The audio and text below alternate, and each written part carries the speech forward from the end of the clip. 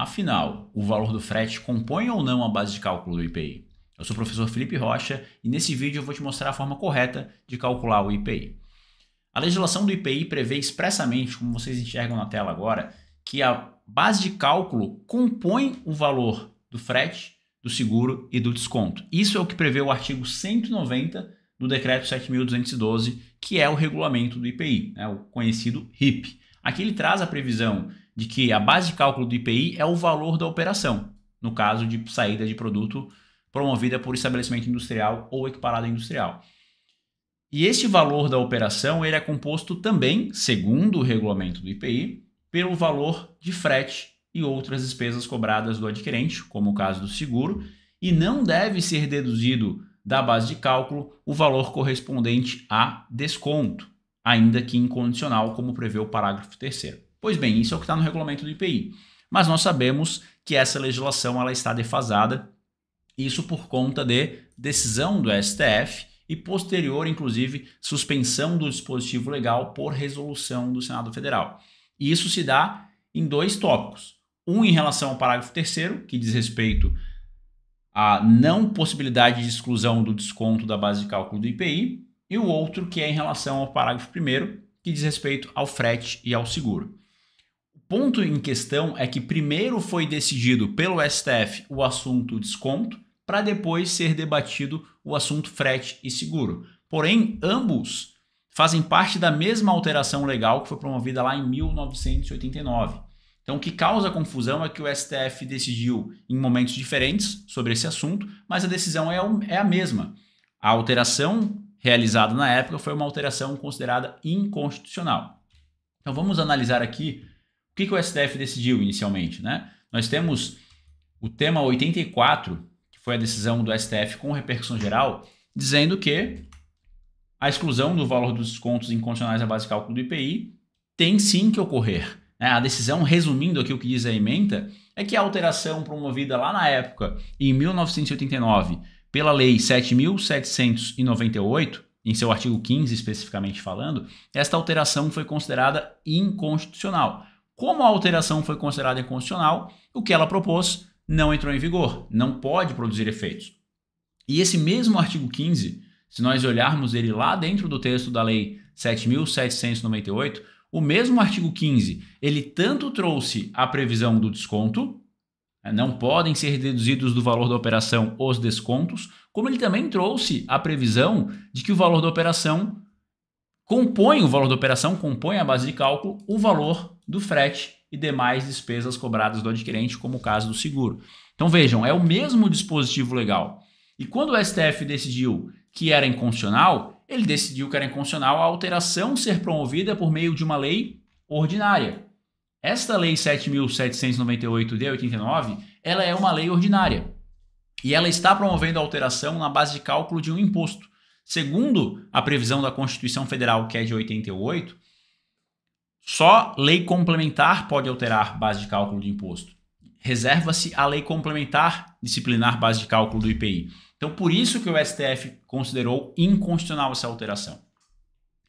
O ponto é que, lá em 2017, nós tivemos a publicação da resolução do Senado Federal, número 1 de 2017, publicada no dia 8 de março, ou melhor, publicada no dia 9 de março, no Diário Oficial da União, suspendendo os efeitos do parágrafo 2º do artigo 14 da Lei 4.502, que é a lei do IPI, trazendo aqui a consolidação da alteração promovida pela Lei 7.798 de 89. Então veja que o Senado Federal, ao publicar a resolução suspendendo o dispositivo legal, ele se restringiu a suspender apenas o parágrafo 2º. Ele não suspendeu o parágrafo 1º. E isso até hoje gera confusão, isso até hoje gera polêmica. Mas afinal, o parágrafo 1º permanece vigente, porque se observarmos aqui, em nenhum momento ele traz a observação de que não está vigente. Para o parágrafo 2º, ele traz para observar a resolução do Senado. Eles já poderiam ter revogado ou ter trazido ali uma suspensão de forma mais clara, mas ele traz a observação que tem que observar a resolução do Senado. Já em relação ao parágrafo 1º, não tem nada. Mas, depois de que tivemos a publicação dessa resolução do Senado, nós tivemos uma manifestação por parte da Procuradoria-Geral da Fazenda Nacional. E só para esclarecer a vocês, é obrigatório para suspender um dispositivo legal que foi considerado inconstitucional que o Senado Federal se manifeste. Isso está previsto na Constituição Federal, no artigo 52, inciso 10. É competência exclusiva do Senado Federal suspender a execução no todo ou em parte de uma lei que foi considerada inconstitucional. O problema é que até hoje, nós já estamos falando aí de diversos anos passados desde a decisão do STF, até hoje o Senado Federal não publicou resolução suspendendo também os efeitos do parágrafo 1º do artigo 15 da Lei 7.798 de 89. O que nós tivemos foi a publicação deste parecer, que vocês vão enxergar em tela agora, do parecer SEI da PGFN número 17 de 2019, onde a Procuradoria-Geral da Fazenda Nacional orienta a Receita Federal que não deve contestar, não deve interpor recurso, não deve discutir o tema, inclusive deve desistir dos que já tinham sido iniciados, quando o assunto for inclusão do frete e seguro na base de cálculo do IPI. Se nós lermos esse documento na íntegra, é isso que ele está dizendo, que com base na decisão do STF, inclusive aqui ele traz a jurisprudência do STF, a jurisprudência que inclusive é posterior àquela decisão do tema 89, essa decisão aqui do tema 89, tema 84, corrigindo, essa decisão do tema 84, ela foi publicada no DJE lá em 2014, então é uma decisão mais antiga. Depois que essa decisão foi publicada em relação ao desconto, especificamente falando, outras decisões foram proferidas, como por exemplo essa aqui de 2018, para que tenhamos aqui o número salvo, tem esta e tem diversas outras que são posteriores a 2014, como inclusive aqui no parecer da PGFN é citado, outras decisões do STF, onde então a Procuradoria-Geral da Fazenda Nacional diz que não deve ser cobrado IPI sobre o valor do frete, visto que essa decisão já foi tomada pelo STF com repercussão geral, já é um entendimento pacificado.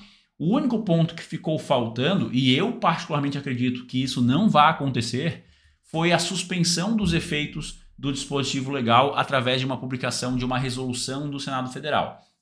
Considerando que já se passaram aí 7 anos desde a suspensão do parágrafo 2º do artigo 14, acho pouco provável que façam a publicação de uma nova resolução suspendendo o parágrafo 1º também.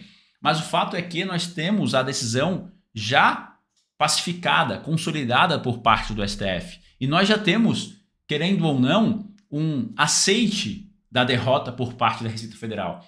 Quando nós temos a publicação do parecer SEI da PGFN, podemos dizer que o executivo aqui, ele é o órgão responsável por fiscalizar e cobrar o imposto, que é o IPI, ele aceitou a derrota. Ele aceitou que ele não pode cobrar IPI sobre o frete e sobre o seguro. Então, hoje, você pagar IPI sobre frete e sobre seguro, além do desconto, obviamente, é pagar imposto a mais indevidamente. E eu reforço, eu trago todo esse emaranhado de informação para mostrar a vocês que tá certo você pagar IPI excluindo o frete, excluindo o seguro e excluindo também o desconto, porque até hoje tem empresa que insiste, não houve manifestação do Senado Federal, por mais que tenha a jurisprudência do STF. Mas não é só a jurisprudência do STF. Temos o parecer SEI da PGFN, onde vincula a decisão do judiciário ao administrativo. Então, o órgão que é responsável por fiscalizar o tributo, o órgão que é a Receita Federal, responsável por fiscalizar o IPI, quem faz a cobrança do IPI e fiscaliza se foi pago de forma correta, tem uma ordem a este órgão que vem da Procuradoria-Geral da Fazenda Nacional dizendo, vocês não devem mais contestar a cobrança de IPI sobre o frete. Vocês não devem notificar a empresa. Se tinha discussão sobre o tema, vocês devem desistir dessas discussões. Por que eu vou pagar IPI sobre o frete se o próprio órgão que fiscaliza está dizendo que não vai ser cobrado IPI sobre o frete? Então, o que eu quero deixar claro para vocês é que por mais que faltou uma perna para fechar essa equação de forma perfeita, que seria a resolução do Senado Federal também abarcar o parágrafo 1º do artigo 14 e não apenas o parágrafo 2º, como o fez, então por mais que a resolução do Senado trate apenas do parágrafo 2º do artigo 14, o dispositivo foi considerado inconstitucional. Então, o dispositivo como um todo, a alteração não poderia ter acontecido através de uma lei ordinária, teria que ser uma lei complementar. Então, eu posso afirmar a vocês que é seguro, sim, você deixar de pagar IPI sobre frete, seguro e desconto. Não precisando de mandado de segurança, não precisando de ação ordinária. Você pode fazer isso de forma administrativa. Porque o fiscal não vai vir lhe cobrar. Porque ele tem essa orientação que vem da PGFN. Ele sabe que ele não pode cobrar IPI sobre o frete, sobre o seguro. Então a forma correta de calcular o IPI é deixando de fora frete, seguro e descontos incondicionais.